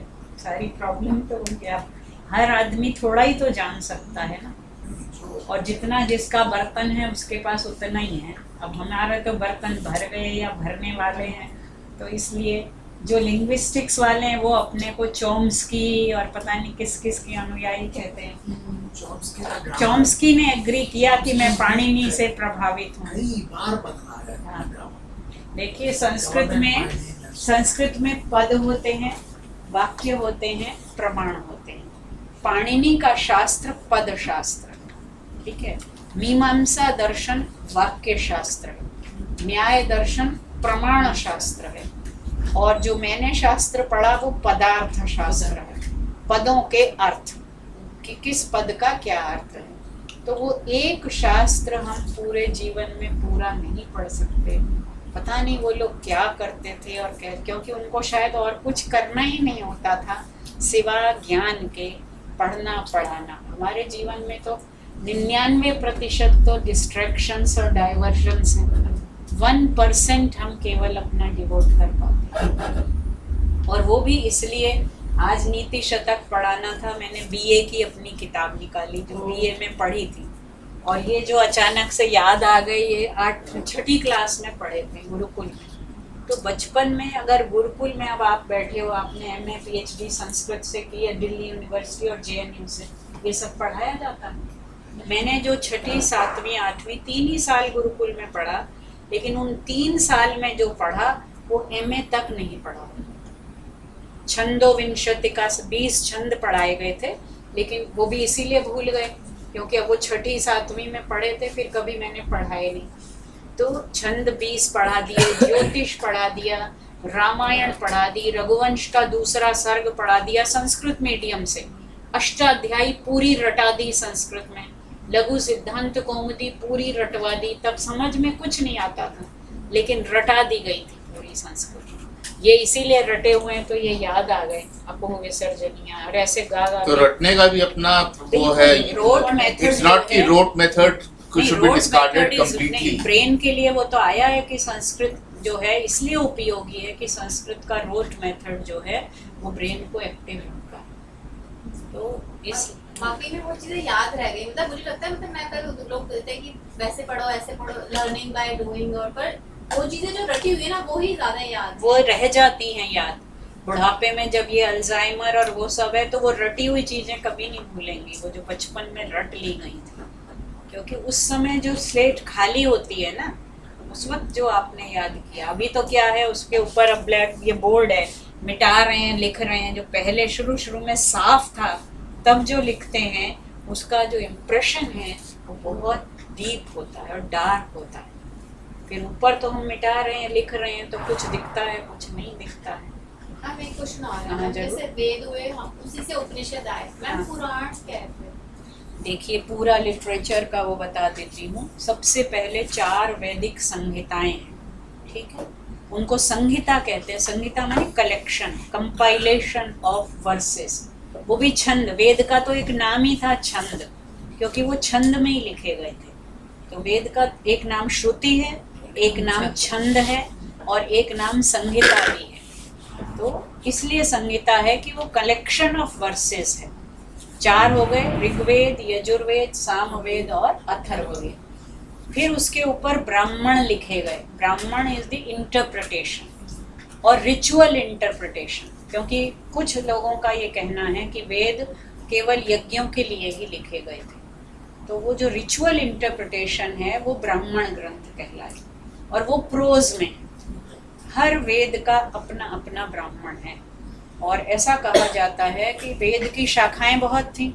ऋग्वेद की जो है 21 शाखाएं थी, यजुर्वेद की 100 शाखाएं थी, सामवेद की तो 1000 शाखाएं थी।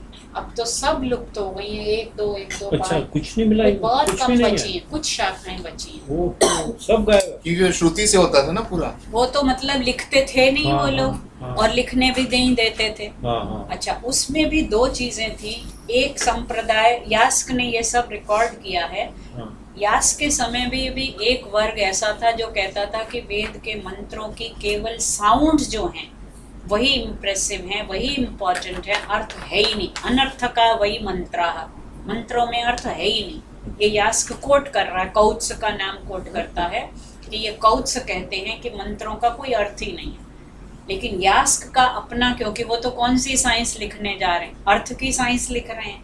वो कहते हैं कि जो वेद पढ़ता है और उसका अर्थ नहीं जानता, वो तो ऐसे ही है जैसे कि कोई गधे के ऊपर बोझा ढो दिया, वो ढो रहा है, उसको ये नहीं पता कि मेरे कंधों पे क्या रखा। स्थाणुरयम भार हारः किलाभूत अधीत्य वेदम न विजानाति योऽर्थम्। जो वेद पढ़ता है और अर्थ नहीं जानता वो तो ठूंठ है बिल्कुल, और भार ढो रहा है बस।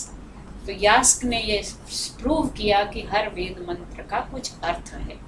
अब हुआ कि अर्थ लगाएं कैसे, तो उन्होंने एक क्लू दिया, एक अपनी साइंस डेवलप की, और उनसे पहले 14 लोगों के नाम गिनाए हैं, 14 या 18, कि वो भी अलग अलग निरुक्त लिख चुके हैं। और मेरा ये मत है, मैं ये कह रहा हूँ। तो उन्होंने एक साइंस दी। ब्राह्मण ग्रंथ आए उसके लिए, प्रोज में जैसा मैंने कहा अर्थ बताने के लिए, लेकिन उन्होंने एक ही एस्पेक्ट को हाईलाइट किया, रिचुअल एस्पेक्ट। जबकि वेद में स्पिरिचुअल एस्पेक्ट भी है, केवल रिचुअल नहीं है, स्पिरिचुअल भी है। यज्ञ की एक रिचुअल एस्पेक्ट है जो बाहर है, और एक जो हमारे भीतर दिन प्रतिदिन चल रही है, उसको उन्होंने टच नहीं किया ब्राह्मण ग्रंथों ने। इसलिए जब अति हो गई रिचुअलिज्म की, और रिचुअल में भी फिर वो ब्राह्मणवाद आ गया कि वो करा रहे हैं आपके बिहाफ पर, आपको तो धीरे धीरे उन्होंने कह दिया नहीं तुम नहीं पढ़ सकते, तुम नहीं पढ़ सकते, हम तुम्हारे लिए यज्ञ करेंगे, और करने लगे, दक्षिणा के नाम पर करने लगे। तो विकृतियां आ गई उसमें, यज्ञ में। तब फिर लोगों की उसके प्रति क्या हुई, अरुचि हुई। जब कोई भी चीज़, अब मटेरियलिज्म बहुत ज़्यादा चल रहा है, कंज्यूमरिज्म, तो अब लोगों का रुझान फिर किधर हो रहा, संस्कृत की तरफ, स्पिरिचुअलिज्म की तरफ, रिलीजियन की तरफ। ऐसा ही उस समय भी हुआ, तो लोग अरण्य की तरफ चलने लगे, जंगल की तरफ, बैक टू द फॉरेस्ट। तब आरण्यक ग्रंथ लिखे गए। छोटे छोटे हैं और सब वेदों के तो मिलते भी नहीं है, लेकिन रहे होंगे बहुत सारे जो लुप्त हो गए। आरण्यक एक प्रकार से this was a beginning of spiritualism in the Vedic field and Upanishads were the culmination of spiritualism. अब उपनिषद क्योंकि छोटे हैं और क्रिस्प हैं और बड़ी आसानी से समझ में आते हैं, इसलिए वो ज़्यादा पॉपुलर हो गए।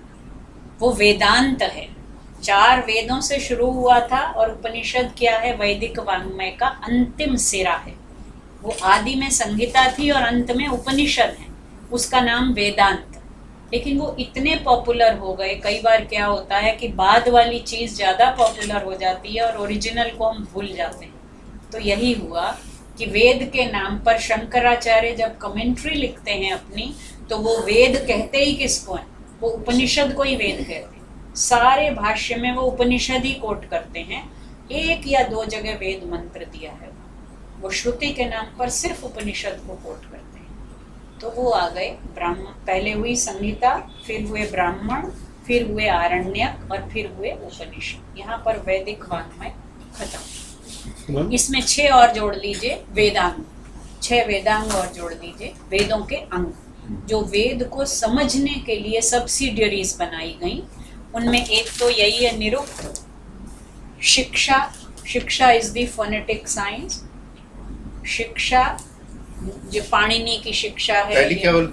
निरुक्त। निरुक्त शिक्षा, व्याकरण, छंद, ज्योतिष और कल्प, ये 6 हैं। ये 6 वेद के अंग हैं।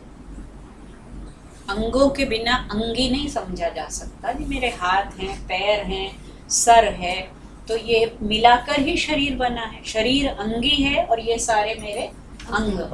उसी प्रकार ये 6 वेद के अंग हैं और वेद अंगी है। ठीक है, यहाँ खत्म हुआ। आप कुछ कह रहे थे? मैं कह रहा था ना, इंडिया की सबसे बड़ी संस्कृत लाइब्रेरी कौन सी है जहाँ ये सब कुछ मिल जाएगा? मतलब काफी कुछ मिल पुणे का जो Bhandarkar Bhandarkar oriental research institute है पुणे में, और डेक्कन कॉलेज है, कलकत्ता में एशियाटिक सोसाइटी है और नेशनल लाइब्रेरी।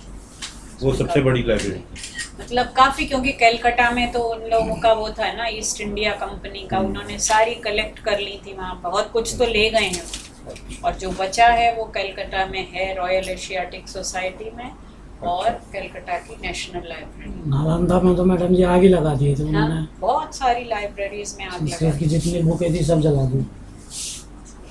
हाँ, तो ये हमारा वैदिक वाङ्मय यहाँ खत्म हुआ। फिर क्लासिकल लिटरेचर शुरू होता है वाल्मीकि की रामायण से। उसको आदि काव्य कहते हैं क्योंकि संस्कृत में पहला श्लोक वाल्मीकि ने लिखा। कहा जाता है, वो श्लोक आपने सुना होगा कि वो तमसा नदी के किनारे बैठे हुए थे वाल्मीकि, और 2 पक्षी जो हैं वो प्रेम क्रीड़ा में थे, क्रौंच पक्षियों का जोड़ा, और किसी शिकारी ने एक पक्षी को मार दिया, क्रौंच पक्षी को। तो अपने आप उनके मुंह से ये श्लोक निकल गया, माँ निषाद प्रतिष्ठां त्वं अगमः शाश्वती समाः यत् क्रौंच मिथुनादेकम् अवधि काममोह। ये पहला श्लोक, मतलब वो कवि नहीं थे उससे पहले, लेकिन उनके मुंह से ये श्लोक निकला। तो जैसे हिंदी में वो कहा जाता है ना, वियोगी होगा पहला कवि, आह से उपजा होगा गान। संस्कृत में इसी तरह कहा गया है कि शोकः श्लोकत्वम् आगतः, वाल्मीकि का शोक ही श्लोक बनकर फूट पड़ा। तो उनके मतलब वो उनका शोक जो था, एक पक्षी जो विलाप कर रहा था, उससे वाल्मीकि की कविता फूटी। फिर कहानियाँ बनाई गई कि ब्रह्मा जी ने ही उनको ये, नेचुरली बिना दैवी शक्ति के कोई इस तरह का काव्य लिख नहीं सकता। वो तो एक श्लोक निकला, फिर उन्होंने 24,000 श्लोकों में पूरी रामायण लिखी, जो कि आप जानते हैं 7 कांड में। अब आजकल लोग रामायण के नाम से रामचरितमानस समझते हैं, जो कि मच लेटर 16वीं शताब्दी में लिखी गई, और ये तो बहुत पुरानी है। फिर वाल्मीकि रामायण, और उसके बाद हमारे आते हैं पुराण। पुराण और इतिहास कहा, पुराण और इतिहास, तो रामायण और महाभारत हमारे इतिहास हैं, और 18 पुराण गिने गए हैं, महापुराण। वैसे तो और भी बहुत, जैसे उपनिषद बहुत हैं, 208 उपनिषद भी गिनाए जाते हैं, लेकिन प्रमुख उपनिषद 10 या 11 हैं। उसी तरह जो पुराण हैं 18 हैं, लेकिन बाद में बहुत सारे और भी पुराण लिख दिए गए और जोड़ दिए गए। ये फिर उसके बाद हमारे कवि आए, कालिदास आए, भास आए, बाण आए, भैरवी आए, माघ आए, और इनके साथ साथ शास्त्र, ये काव्य की धारा अलग चल रही है, उधर शास्त्र की धारा, जहाँ धर्म सूत्र जो मैंने लिखा है ना, छठा वेदांग कल्प सूत्र था वो, उस सूत्र के 4 भाग किए गए, 4 तरह के सूत्र लिखे गए, श्रौत सूत्र, धर्म सूत्र, गृह्य सूत्र और शुल्व सूत्र। तो सूत्रों के बाद उधर स्मृतियाँ लिखी गई। स्मृतियों में मनुस्मृति, याज्ञवल्क्य स्मृति, देवल स्मृति, नारद स्मृति, तो स्मृतियाँ लिखी गई। फिर दर्शन शास्त्र लिखने शुरू हुए, आयुर्वेद शास्त्र लिखा गया, कौन सा शास्त्र नहीं लिखा, व्याकरण शास्त्र लिखा गया। तो एक से एक बढ़कर दर्शन में इतने विविध भेद हो गए। 6 हमारे आस्तिक दर्शन हैं, 3 नास्तिक दर्शन हैं। फिर जब वेदांत पॉपुलर होने लगा तो ब्रह्म सूत्र पर शंकराचार्य ने 8वीं शताब्दी में एक भाष्य लिखा। उसके बाद जो उस पर भाष्य लिखता था वही आचार्य बन जाता था। तो गीता पर, ब्रह्म सूत्र पर, उपनिषद पर शंकर ने पहली बार भाष्य लिखा। अब आचार्य बनना है तो इन तीनों पर तो भाष्य लिखना ही है। तो रामानुज ने लिखा, मध्व ने लिखा, और पता नहीं कि 16 लोगों ने भाष्य लिखे। अब तो 30 तक सुनने में आ रहा है कि वेदांत सूत्रों पर 30 लोगों ने भाष्य लिख दिए। तो फिर उसके बाद संग्रह ग्रंथ लिखे जाने लगे, जैसे न्याय शास्त्र बहुत बड़ा है। अब लोगों ने सोचा इतने ग्रंथ पढ़ने की बजाय एक छोटी किताब लिख दी जाए जिसमें सारे ही दर्शन आ जाएं। तो वहाँ लिख दिया सर्वदर्शन संग्रह, उसमें 16 दर्शन हैं। फिर षड दर्शन समुच्चय और छोटा, जिसमें 6 ही लिख दिए गए। तो इसका जैन दर्शन का अपना एक अलग विशाल वाङ्मय है। बौद्ध दर्शन है तो उसमें इतना लिखा गया, और चीन में चला गया, जापान में जो चला गया वो सुरक्षित है। यहाँ पर तो बहुत, जैसे वैशेषिक दर्शन जिसकी मैं स्टूडेंट हूँ, सबसे पुराना ग्रंथ तो सूत्र हैं। पहले सूत्र लिखे गए ताकि लोग याद रख सकें, छोटे छोटे, और उसके ऊपर कमेंट्री सब गायब हैं वैशेषिक की। एक जो जाकर मिली वो चीनी भाषा में मिली, मतिचंद्र की दशपदार्थी। वो लिपि भी चीनी है और ग्रंथ की भाषा भी वही है, संस्कृत है लेकिन चीनी में मिली। फिर उस चीनी को संस्कृत में वो किया गया, ट्रांसलिटरेट किया, फिर उसकी ट्रांसलेशन हुई।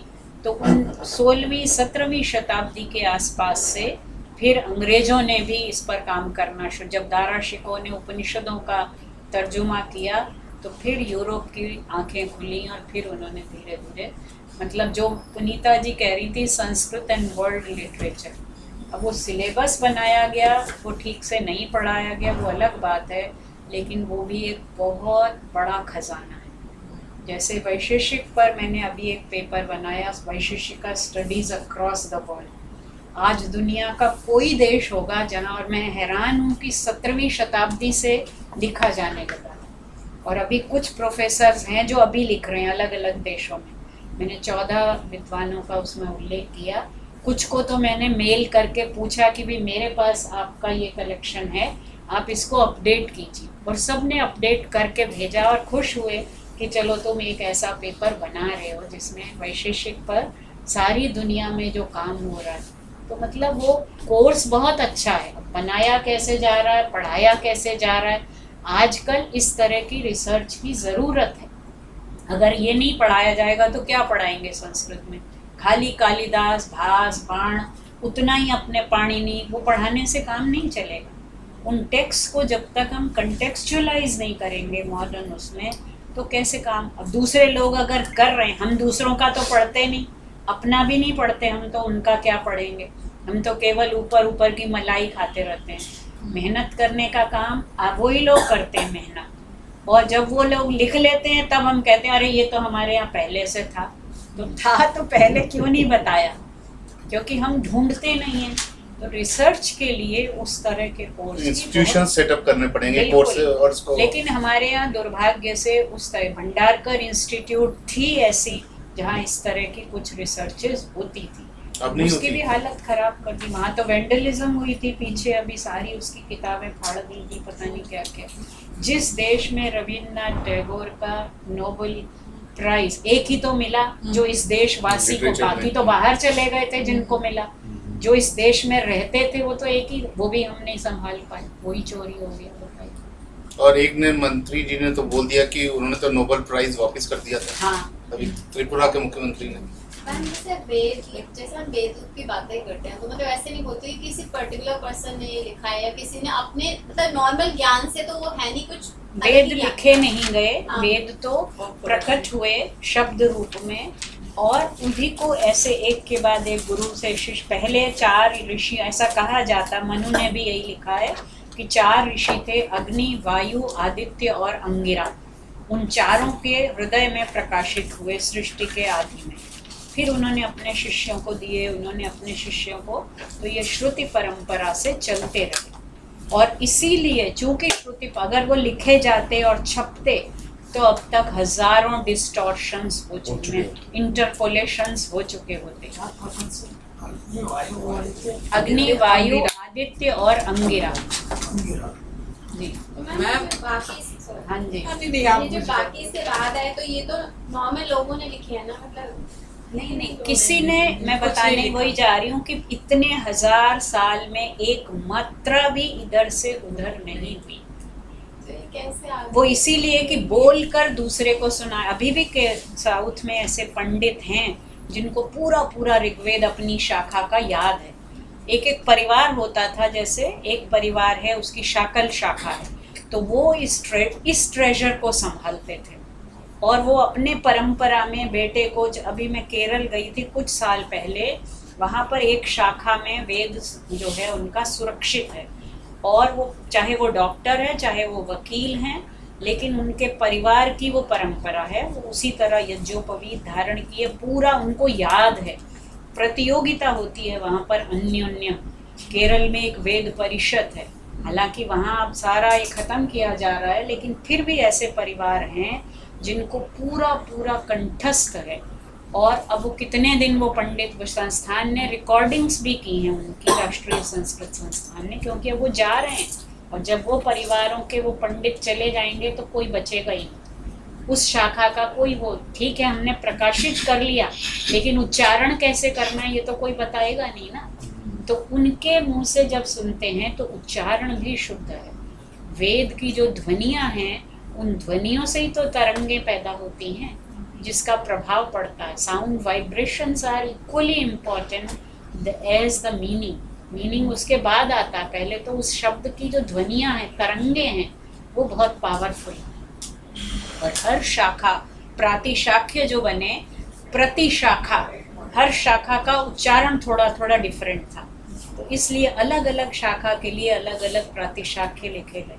ये शिक्षा शास्त्र के ग्रंथ हैं प्रातिशाख्य। अब उन पर आज भारत में कोई विद्वान नहीं मिलेगा जिसने प्रातिशाख्य में स्पेशलाइज किया, मिलते ही नहीं लोग। क्योंकि करीब 60 हैं इस पर, जी, लेकिन विद्वान ही नहीं, पढ़ने वाले, पढ़ाने वाले ही नहीं है तो पढ़ेगा कोई क्या। जब मैं 99 में जर्मनी गई, मनुस्मृति पर एक कोई टीका है, सुन कहानी की बात है लेकिन हैरान और शर्म की बात है। वहाँ जो प्रोफेसर थे, अभी भी हैं, एल्ब्रेख्ट वेट्सलर, उन्होंने कहा, एक तो वहाँ की लाइब्रेरी देखकर मैं तो पागल हो गई थी, और वहाँ फोटोकॉपी इतनी महंगी थी उस समय 99 में। अच्छा, और कोई साधन नहीं है, मैं तो अकेले थी, कैसे लाइब्रेरी से किताब फोटोकॉपी में ले जाओ और कैसे उसको करा, महंगी भी है और किताब भी उठा के ले जानी है। लाइब्रेरी की चाबी उन्होंने मुझे दे दी थी, पूरी लाइब्रेरी की, मतलब पहले ही दिन उनको पूरा विश्वास है। वहाँ पर फोटोकॉपी मैंने पूछी, कहते हैं यहाँ कोई नहीं है, आप खुद कर सकते हैं, हर प्रोफेसर खुद करता है। तो उन्होंने मुझे सिखाया भी, लेकिन अब जर्मन में इंस्ट्रक्शंस दिए, मुझे लगा कहीं कुछ मैंने गलत, मेरा दिमाग चलता नहीं है इन चीज़ों में, कि कहीं डर भी लगता मशीन है। खराब हो गई तो और मुसीबत, इससे तो अच्छा है कि पैसे लगेंगे लेकिन मैं बाजार से कराऊंगी। तो हर रोज़ 1-2 किताबें ढो के ले जाती थी। फिर वो बोलते कि इतना महंगा है। मैंने कहा नहीं, ये किताबें तो मैंने कभी देखी ही नहीं है, तो अब मिल रही हैं तो मैं लाई हुई, बहुत सारी हैं अभी। उन्होंने मुझसे कहा कि एक किताब मुझे नहीं मिल रही है, बालम भट्टी टीका। अब मैं उनसे ये नहीं कह पाई कि मैंने तो कभी नाम ही नहीं सुना बालम भट्टी टीका का, मनुस्मृति की है। मैंने कहा ठीक है, मैं पता, मेरे गुरुजी थे वाचस्पति उपाध्याय जी, वो तो धर्मशास्त्र के थे। तो जब मैं लौट के आई मैंने उनसे कहा, उनको तो पता था, बोले कि बच्चा कहाँ मिलेगी, दिल्ली में तो मिलेगी। 3-4 लोगों से मैंने और पूछा, किसी ने जो धर्मशास्त्र के हैं, मैं भी नहीं हूँ धर्मशास्त्र, मैंने मनुस्मृति और ये सब नहीं पढ़ा है बहुत ज़्यादा, तो किसी को दिल्ली में नाम नहीं पता था बालम भट्टी टीका। खैर वाचस्पति उपाध्याय जी बहुत रिसोर्सफुल भी थे, ट्रेडिशनल उससे भी पढ़े थे। उन्होंने बनारस से वो मुझे मंगा के दी। मैंने कहा ये मेरी तो प्रेस्टीज का इशू है कि मैं उनको प्रॉमिस करके आई हूँ, मुझे उनको एक फ़ोटो कॉपी, उन्होंने मुझे इतना कुछ दिया तो मुझे ये फ़ोटो कॉपी उनको भेजनी। सरस्वती भवन लाइब्रेरी बनारस से, मतलब हमें तो देते भी ना हो, वहाँ भी ब्राह्मणवाद बहुत चलता है। वो तो ब्राह्मणों के गुरु थे, पर हमारे गुरु जो उपाध्याय जी, उन्होंने मंगा के दी और फोटो कॉपी करा के मैंने उनको भेजी। उन्होंने उसका एडिशन निकाला, जो मिताक्षरा की टीका है वो बालम भट्टी। इसी तरह सांख्य कारिका की एक टीका है युक्ति दीपिका, भारत में तब तक की उसका एडिशन बेचलर ने निकाला। तो ऐसी ऐसी दुर्लभ चीज़ें जो हमारे पास हैं और हमें पता ही नहीं, क्योंकि यहाँ लोग काम ही नहीं करना चाहते। गंभीर काम, रिसर्च जो है कितने लोग करते हैं ये आप जानते नहीं होंगे, या जो इस फील्ड में हम लोग कर रहे हैं कि सिर्फ काम के लिए काम करना, शायद ही 2-4 ही लोग होंगे जो काम के लिए काम, नाम के लिए काम बहुत करते हैं, दाम के लिए और ज़्यादा करते हैं, लेकिन काम के लिए काम बहुत कम लोग करते हैं। तो इसलिए हम लोग तो अपने उसको, आप लोगों ने तो संस्कृत पढ़ी नहीं है, लेकिन जिन्होंने पढ़ी है वो भी कुछ नहीं करना चाहते। पढ़े, डिग्री मिल गई, वो मिल गई, फिर हमें प्रोफेसरशिप जिसको मिल गई वो वैसे ही काम करना बंद कर देता है। जिसको नहीं मिली वो वैसे ही फ्रस्ट्रेट होता है कि वो डिज़र्व करता है और उसको नहीं मिली, और जिसको मिल गई अनडिज़र्विंग होते हुए भी वो सोचता है अब किस लिए करना है, कोई काम नहीं करता। ये दुर्भाग्य। तो मतलब 2 उदाहरण मैं दे रही हूँ जो युक्ति दीपिका टीका मिलती नहीं थी, वो उन्होंने नेपाल में मैन्यूस्क्रिप्ट्स का पूरा खजाना है, वो हाम्बुर्ग यूनिवर्सिटी ने प्रोजेक्ट ले लिया और वो सारा प्रोजेक्ट जो है, सारी मैन्यूस्क्रिप्ट्स ले गए नेपाल से वो जर्मनी में, और अब उनकी माइक्रोफिल्मिंग करके उस पर काम कर रहे हैं। मुझे सर 40 साल हो गए वैशेषिक पर काम करते करते। अभी जब वो मैं पेपर बना रही थी तो एक जापानी विद्वान इस समय वहीं हाम्बुर्ग यूनिवर्सिटी की उसी इंस्टीट्यूट के डायरेक्टर हैं, हारुनागा इज़ाक्सन। मैंने उनको मेल लिखी और मैंने वही बात सबसे पूछी थी कि ये मैंने आपका कलेक्ट किया है, please take it and update it. उन्होंने एक वो लिख दी अपनी किताब, जो कि अभी तक मेरे ध्यान में ही नहीं आई थी क्योंकि भारत से वो छपी नहीं है, मगर वैशेषिक की किताब थी और 95 में छप चुकी है, लाइडन से छपी है, और यहाँ पर अभी तक कहीं हमें पता नहीं था, लेकिन ऑनलाइन वो किताब मिल गई। और वो किताब मुझे लगा कि मेरे मेहनत जो थी सफल हो गई कि ये किताब मेरी स्टूडेंट ने वो निकाल के मुझे प्रिंट आउट करके वो किताब की बुक बना के दे दी, materials for the study of Vaisheshika. ये IGNCA वाले मुझे प्रोजेक्ट देने को तैयार हैं, पदार्थ धर्म संग्रह का क्रिटिकल एडिशन। तो 12 पांडुलिपियों का पता चला था मुझे। अब जब वो किताब मैंने देखी जो 95 में इज़ाक्सन की PhD है, जो उन्होंने लाइडन, वो हैं जापानी, लाइडन से PhD की, इस समय जर्मनी की इंस्टीट्यूट के डायरेक्टर हैं, उसमें उन्होंने सूचना दी है कि किसी जापानी विद्वान ने 36 मैन्यूस्क्रिप्ट इकट्ठी कर ली हैं पदार्थ धर्म संग्रह। तो मैं तो सोच रही हूँ सुधीर जी को कहूँ कि मैं क्रिटिकल एडिशन नहीं निकालूंगी, वो जो 36 इकट्ठी कर चुका है मैं तो कभी नहीं कर पाऊंगी। तो अगर आपको ट्रांसलेशन कराना है मैं करूँगी, लेकिन क्रिटिकल एडिशन वो निकालेंगे। इतनी मेहनत करते हैं, देखिए कि वो जान खपा देते हैं। हम लोग क्या करेंगे, शर्म आती है अपने। 14-18 घंटे। लेकिन वही बात अभी जो मैं अगला श्लोक पढ़ाना चाहती थी उसका सार बता देती हूँ। क्यों, ये कब पता चला?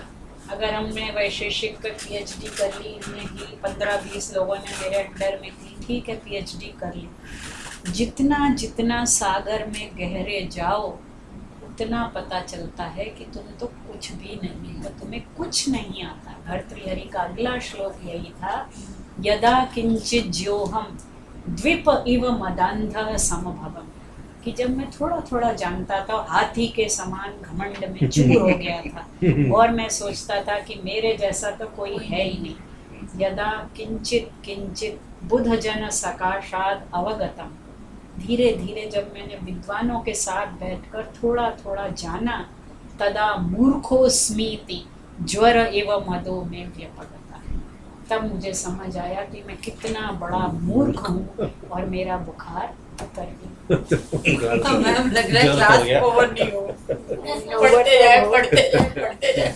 ये मैम मेरे छोटे छोटे, क्योंकि आपने इतना अच्छा डिस्कशन किया, मेरे को एक छोटे छोटे ऐसे हाँ, क्यूरियोसिटी पूछो। के लिए मैम, जो आपने ये बोला था कि वर्ल्ड लिटरेचर के लिए उनके पास बहुत सारी बुक्स हैं, तो ये मतलब पूरे संसार में हो रहा है काम? बिल्कुल विशेष हो रहा है। दर्शन हाँ हो रहा है।